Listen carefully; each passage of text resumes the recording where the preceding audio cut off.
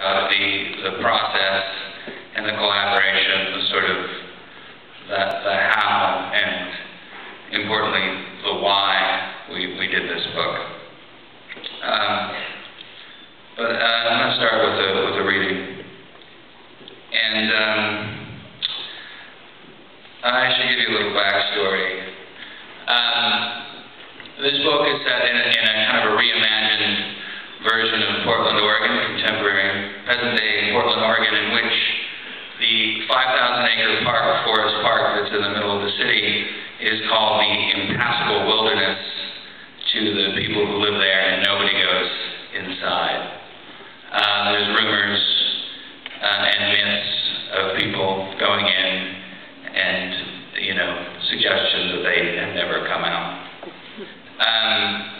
So it is much to the chagrin of the protagonist, an 11-year-old girl named Prue, when her brother, who she is babysitting, is abducted by crows while he's in her care and taken into this impassable wilderness.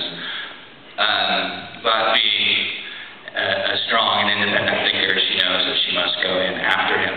And so she begins her journey.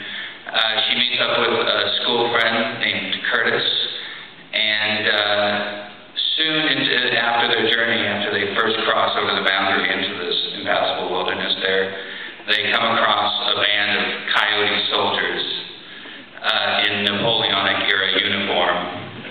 The coyotes catch their scent and give chase, and in the chase they are split up.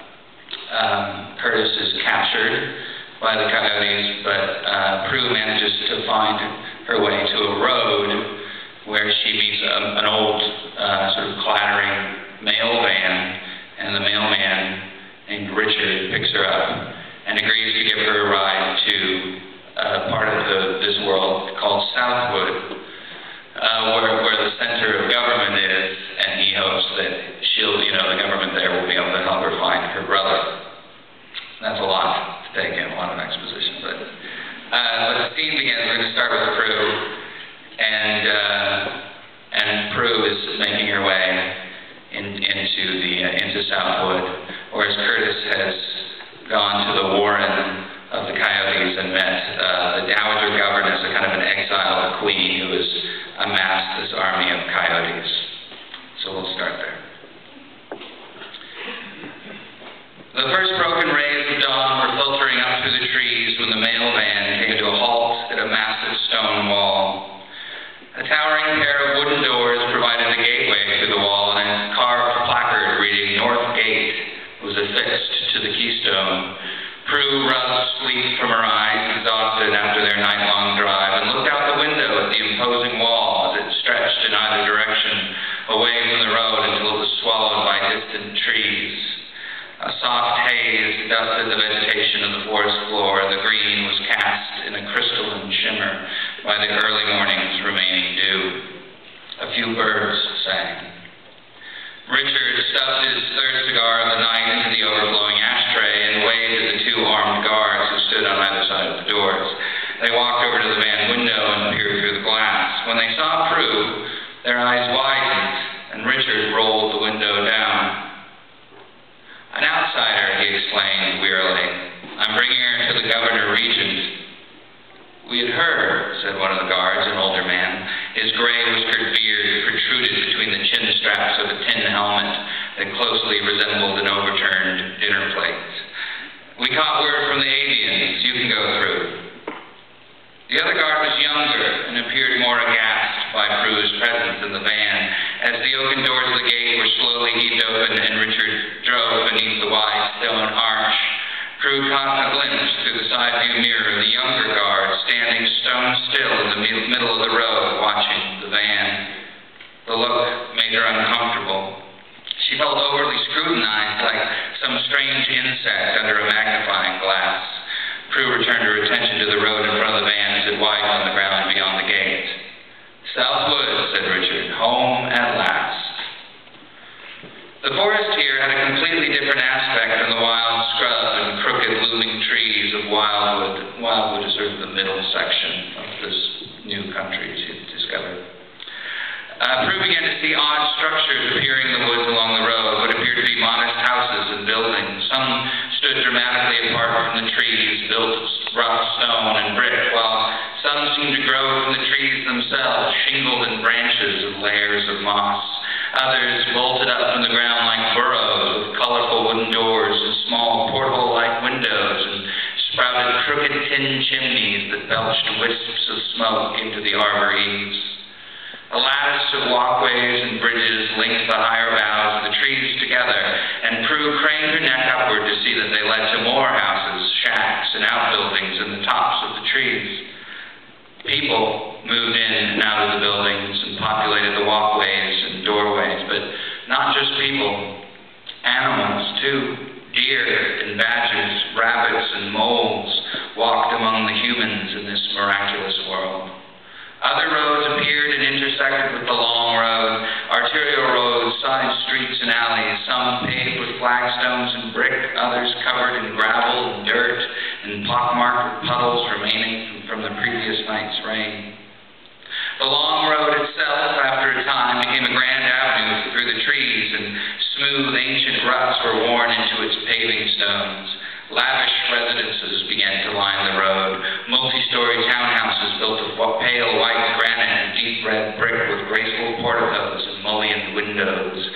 Some of the houses seemed to be built around the trees themselves, dramatic cedar trunks extending from the center of the roofs or outside the walls. The acrid smell of burning coal and creosote slightly tainted the air, a striking change from the clear, crisp air of Wildwood. The road here became choked with traffic even. Sputtering cars and battered old motor scooters vied for space along the flagstones among the bicyclists, pedestrians, and clattering carts drawn by literally complaining oxen, horses, and mules. This is incredible, Prue finally murmured when she recovered from her shock at seeing the forest come to life. I can't believe this has been here all along, and I never knew it. Richard, his arm resting on the open van window, had just finished castigating a wobbly cyclist for cutting him off. He looked over at Prue and smiled. Yep, here it is, Southwood in all its glory. A little cluttered for my taste. The quiet of the Northwood is a bit more my speed. Country folk, simple things. The section of the road they traveled on now cut across the side of a hill, and a knobby stone bridge allowed passage over a rushing brook before the road began carving switchbacks up another hillside, this one rimmed with the wooden and stone facades of buildings gaudy with carnivalesque signs advertising cafes and taverns, shoe shops, and soda fountains.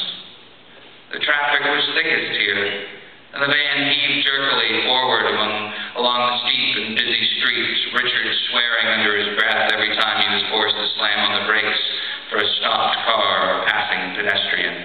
Finally, they topped the hill, and the traffic cleared and the buildings receded behind them as the forest fell away to reveal an extraordinary sight. A glorious granite mansion in the middle of a pristine park, its windows glinting in the bright morning sun. Prue drew in her breath. It was truly beautiful. Pittock Mansion, built centuries ago by William J. Pittock to serve as the seat of power for Southwood, it has changed hands many times over the years, mostly peaceably, though sometimes by force, exclaimed Richard in tourist guide mode. As you can see from the many pockmarks on the granite from cannon and bullet fire, this country was forged in the clashing of divisions, Portland, Prue, and not a lot of those disagreements have been forgotten, I'm sad to say. Sure enough, Prue could see the divots in the stately stone, though they did not diminish the grandeur of the place. Its two north-facing corners capped with red-roofed turrets bordering a handsome balcony on the second floor.